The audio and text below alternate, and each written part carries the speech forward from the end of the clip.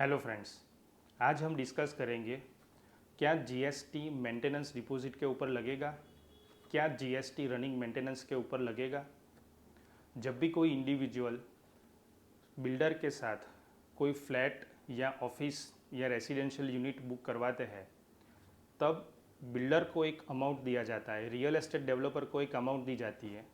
उसके अलावा society fund के लिए सोसाइटी में एक मेंटेनेंस डिपॉजिट होती है, उसके लिए एक पेमेंट दिया जाता है जो वन टाइम पेमेंट होता है एंड उसके साथ साथ रनिंग मेंटेनेंस भी दिया जाता है। तो सोसाइटी को दो अमाउंट जाती है, एक होता है one time maintenance deposit and second होता है रनिंग मेंटेनेंस। तो आज हम डिस्कस करेंगे जो वन टाइम मेंटेनेंस डिपॉजिट दी जाती है उसके ऊपर क्या जीएसटी लगेगा एंड सेकेंडली रनिंग मेंटेनेंस के ऊपर क्या जीएसटी लगेगा। अब यहाँ पे सोसाइटी तीन तरीके की होती है। एक होती है प्योर कॉमर्शियल सोसाइटी जहाँ पे कॉमर्शियल शोरूम्स एंड ऑफिस होती है और वहाँ पे रेसिडेंशियल यूनिट कोई भी नहीं होता है। तो वहाँ पे डिपॉजिट पे क्या सिचुएशन होगी एंड रनिंग मेंटेनेंस के ऊपर क्या सिचुएशन होगी वो हम डिस्कस करेंगे। सेकेंडली प्योर रेसिडेंशियल सोसाइटी होती है जहाँ पे सिर्फ बंगलोस, विलास या रेसिडेंशियल यूनिट्स या फ्लैट्स ही होते हैं। तो वहाँ पर हम डिस्कस करेंगे वहाँ पे डिपॉजिट के ऊपर क्या जीएसटी लगेगा और रनिंग मेंटेनेंस के ऊपर क्या सिचुएशन रहेंगी, एप्लीकेबिलिटी रहेंगी जीएसटी की। एंड दी लास्ट सिचुएशन, कुछ सोसाइटी मिक्स होती है जहाँ पे ground floor, first floor commercials होते हैं और ऊपर के जो बिल्डिंग फ्लैट्स होते हैं वो रेसिडेंशियल यूनिट्स रहते हैं। तो वहाँ पे डिपॉजिट दोनों तरह लोगों से ली जाती है, शॉप्स या शोरूम्स होते हैं वहाँ से भी ली जाती है एंड रेसिडेंशियल यूनिट से भी ली जाती है। तो वो दोनों में हम डिस्कस करेंगे कि डिपॉजिट के ऊपर क्या रहेगा एंड रनिंग मेंटेनेंस के ऊपर क्या रहेंगे। टर्न बाय टर्न हम जाते हैं यहाँ पे। तो यहाँ पे हम कॉमर्शियल कोऑपरेटिव सोसाइटी कोई है जहाँ पे प्योरली शोरूम्स एंड ऑफिस है और वहाँ पे फॉर एग्जांपल 1 करोड़ की कोई मेंबर ऑफिस बुक करवा रहा है, उसके ऊपर for example 3 lakh one time maintenance deposit देनी होती है या देने की है और पर स्क्वायर फुट 2 ईयर्स के लिए, 3 ईयर्स के लिए, 1 ईयर के लिए एडवांस रनिंग मेंटेनेंस दिया जाता है और वो तो फिर ऑन गोइंग भी होता है। 2-4 साल के बाद जब सोसाइटी को हैंड ओवर किया जाता है मैनेजमेंट तब भी वो कंटिन्यू रहता है, वो रूटीन एक्सपेंडिचर के लिए यूज़ होता है। मेन पर्पस जो डिपॉजिट रहती है उसका ऐसा होता है कि सोसाइटी उसकी एफडी करवा देती है और सिक्योरिटी, कॉमन एक्सपेंस, इलेक्ट्रिसिटी उसके इंटरेस्ट से काफ़ी कुछ मिटिगेट करती है सोसाइटी। और ये जो बाकी का जो डेफिसिट होती है वो रनिंग मेंटेनेंस से मिटिगेट होती है जो जनरली स्क्वायर फीट के हिसाब से होता है। अब ये जो डिपॉजिट की अमाउंट है ये बहुत इंपॉर्टेंट है। यहाँ पे आज मैं अहमदाबाद की बात आपको बताऊँ तो अहमदाबाद में 100 में से 30 सोसाइटी आज इसके ऊपर जीएसटी ले रही है, 70% सोसाइटी आज भी इसके ऊपर जीएसटी नहीं ले रही है और 30% ले रही है। तो यहाँ पर यूनानिमस ट्रांजैक्शन नहीं हो रहा है। यही चीज़ मेरे अभी एक कलीग से बात हो रही थी तो मुंबई के अंदर भी यही सिचुएशन है कि डिपॉजिट में अलग अलग डिपार्टमेंटल ऑफिसर्स के अलग अलग व्यू है, चार्टर्ड अकाउंटेंट्स के भी अलग अलग व्यू है। तो यहाँ पे हम उसको लॉ के हिसाब से रीड करेंगे और इसमें हम आगे बढ़ेंगे। तो ये जो डिपॉजिट है उसके लिए अहमदाबाद की एक साइंस सिटी रोड के ऊपर capital commercial cooperative housing society का अथॉरिटी ऑफ एडवांस रूलिंग का रूलिंग आया हुआ था 2020 का। वहाँ पे पूछा गया था कि मेंबर के पास फॉर एग्जांपल एक ऑफिस के लिए 3 लाख की डिपॉजिट ली गई और यहाँ पे 2 लाख का रनिंग मेंटेनेंस 2 साल के लिए लिया गया है, तो क्या ये 3 लाख के ऊपर जीएसटी लगेगा? This was the question asked to the appellate authority, advance authority of advance ruling में यहाँ पे क्वेश्चन पूछा गया था। तो वहाँ पे अथॉरिटी ऑफ एडवांस रूलिंग ने बताया कि सेक्शन 7 स्कोप ऑफ सप्लाई के अंदर कंसिडरेशन का जिक्र किया गया है कि सप्लाई फॉर गुड्स और सर्विसेज फॉर अ कंसिडरेशन वो सेक्शन 7 सप्लाई की डेफिनेशन में आता है एंड कंसिडरेशन के अंदर एक प्रोवाइजो है जो ऐसा बताता है deposit shall not be considered as supply unless supplier apply such deposit as consideration.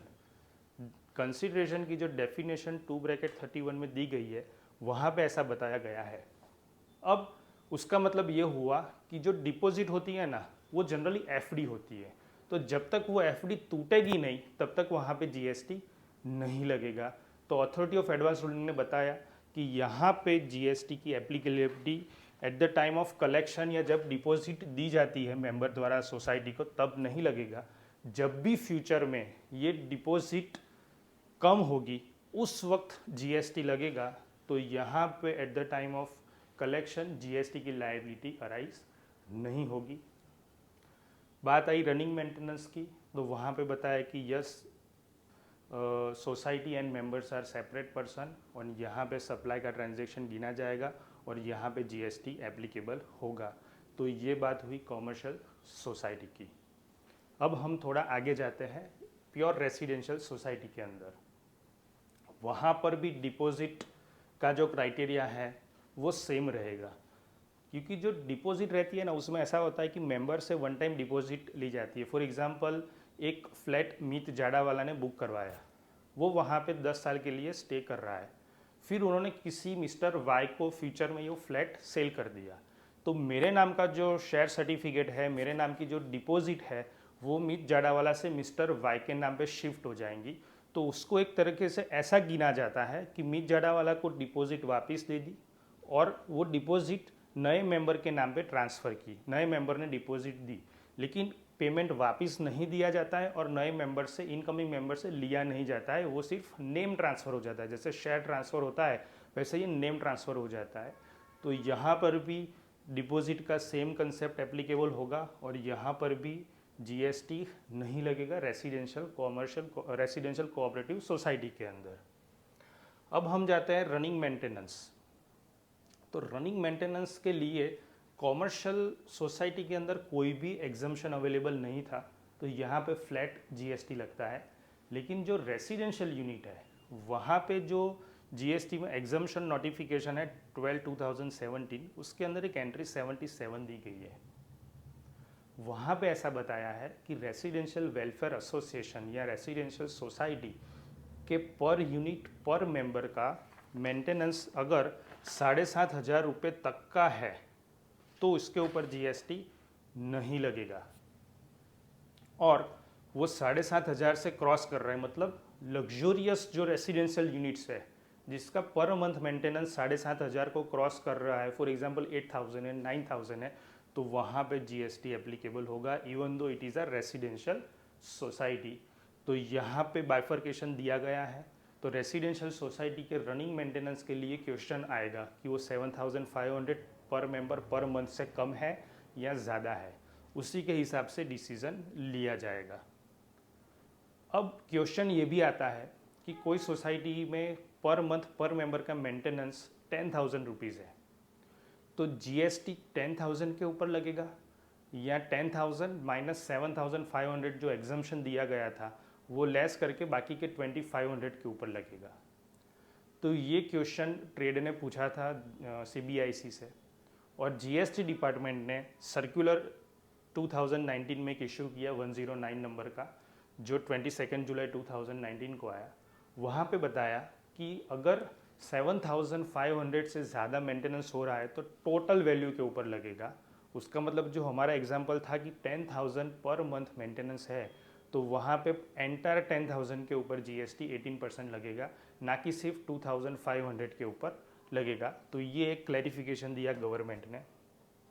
दूसरा भी एक क्वेश्चन पूछा गया था जिसमें ऐसा पूछा गया कि for example 6,000 per month per unit का मेंटेनेंस है और मैंने एक ही जगह पे 2 यूनिट बुक करवाए, 101 नंबर एंड 102 नंबर, और दोनों मेरे ही नाम पे है।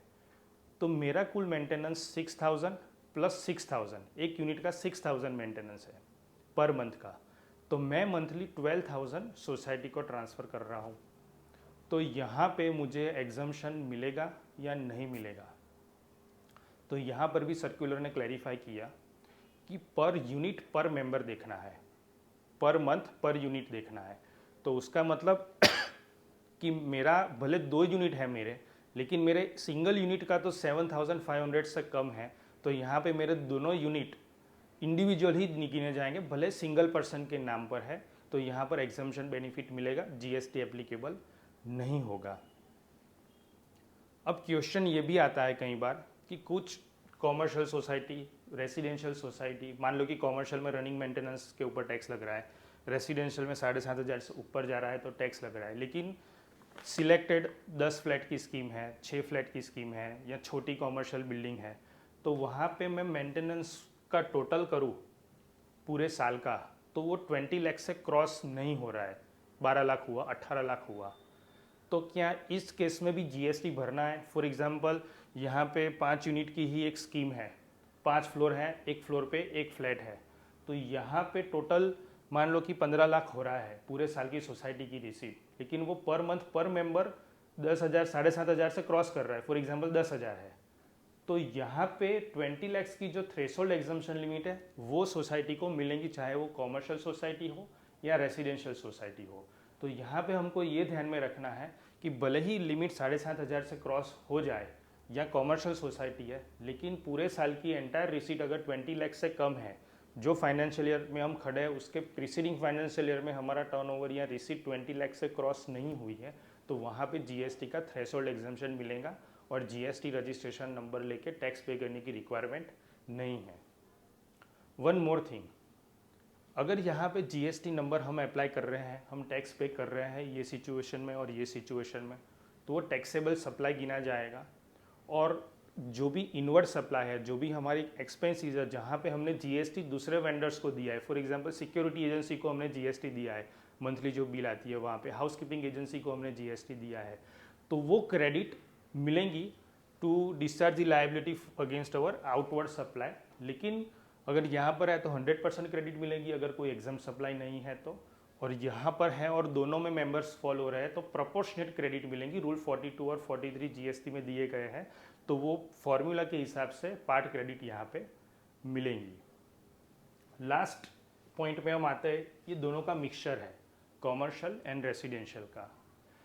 तो यहाँ पे जैसे मैंने बताया कि अभी नया कल्चर ऐसा है, मतलब पहले से ही है, लेकिन अभी जैसे नए नए एरिया डेवलप हो रहा है हर जगह पे, तो रिमोट लोकेशन में अगर कोई मेंबर्स या बिल्डर्स नई स्कीम लॉन्च कर रहे हैं तो वहाँ पे इंटेंशनली ग्राउंड फ्लोर पे कॉमर्शियल रख रहे हैं क्योंकि मेंबर्स को इजीली मिलेगा।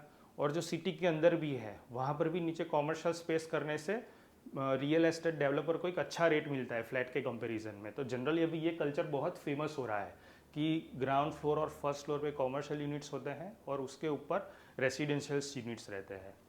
तो यहाँ पर जो डिपॉजिट का कंसेप्ट है दैट विल रिमेन सेम जो हमने आगे दोनों में किया। तो यहाँ पर भी डिपॉजिट है, जब तक उसको आप अप्लाई नहीं करोगे उसके ऊपर जीएसटी नहीं लगेगा। अब बात आती है रनिंग मेंटेनेंस। तो रनिंग मेंटेनेंस में कॉमर्शियल शॉप से भी लिया जाएगा और रेसिडेंशियल यूनिट से भी लिया जाएगा। अब जो 7,500 का एग्जम्पशन जो 12/2017 नोटिफिकेशन की एंट्री 77 में दिया है वो सिर्फ रेसिडेंशियल यूनिट्स के लिए एप्लीकेबल है। तो यहाँ पे कॉमर्शियल यूनिट्स हैं उनको जीएसटी पे करना पड़ेगा, वहाँ पे कोई भी एग्जम्पशन नहीं मिलेगा। जो भी शॉप्स शोरूम्स है वहाँ पे जीएसटी फर्स्ट अमाउंट से आपको कलेक्ट करके पे करना है। और जो रेसिडेंशियल यूनिट होता है जिसका per month maintenance up to 7,500 है वहाँ पे एप्लीकेबल नहीं होगा, और जो 7,500 से ऊपर जा रहा है वहाँ पे एप्लीकेबल होगा। आई होप कि बहुत सिंपल टॉपिक है। मेजर हमको एक ही चीज़ ध्यान रखनी है कि जो भी हम अमाउंट ले रहे हैं वो डिपॉजिट की है या रनिंग मेंटेनेंस की है।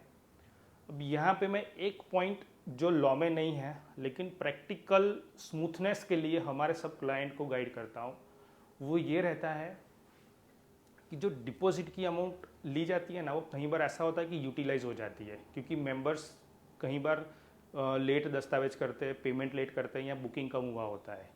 तो डिपार्टमेंटल ऑफिसर कैन से कि ये डिपॉजिट आपने यूटिलाइज कर दी है, तो हम ये सजेस्ट करते हैं कि डिपॉजिट और रनिंग मेंटेनेंस, मान लो कि डिपॉजिट मुझे 3 लाख लेनी है, रनिंग मेंटेनेंस 2 लाख लेना है, तो ये मैं अलग बैंक में पे करूँगा, डिपॉजिट करवाऊँगा और एफडी करवाऊँगा और ये अलग बैंक में रखूँगा। सेम बैंक में होता है ना, तो कई बार ऐसा होता है कि रनिंग मेंटेनेंस नहीं आता और डिपॉजिट की अमाउंट ज़ीरो हो जाती है या कम हो जाती है। उसकी जो डिपॉजिट मान लो कि टोटल 1 करोड़ आई है, सबकी भी आ गई, लेकिन एक बार जब तक रनिंग मेंटेनेंस नहीं आया या कई बार बिल्डर भी उसको यूज़ कर ले तो वो लिमिट 1 करोड़ से लेकर 70 लाख चली जाती है। तो वहाँ पे फिर जीएसटी की लायबिलिटी अराइज होने के स्कोप हो जाता है, क्योंकि वो AAR जो बोल रहा है उसमें यही बताया है कि जब तक डिपॉजिट यूटिलाइज नहीं होती है तब तक जीएसटी नहीं लगेगा।